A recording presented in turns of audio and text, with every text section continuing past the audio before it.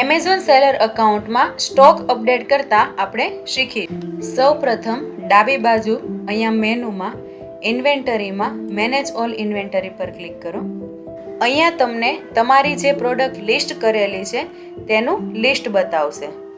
હવે તમારે તમારી જે પ્રોડક્ટનો સ્ટોક અપડેટ કરવાનો છે તે પ્રોડક્ટનું SKU અથવા તો તે પ્રોડક્ટનો ASIN અહીંયા તમારે સર્ચ કરવાનો છે.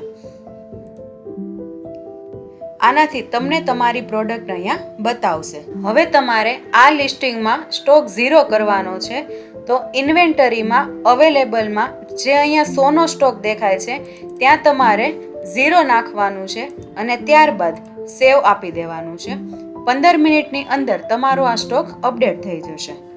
હવે જ્યારે તમારી કોઈ પ્રોડક્ટ સ્ટોક આઉટ છે અને તેને તમારે સ્ટોક ઇન કરવી છે તો અહીંયા તમારે પ્રોડક્ટનો SKU અથવા તો ASIN સર્ચ કરવાનો છે.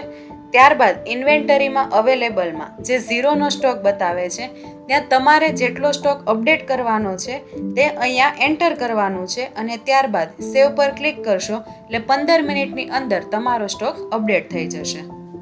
આવા જ નોલેજેબલ વિડીયો જોવા માટે અમારી YouTube ચેનલને સબસ્ક્રાઇબ કરો.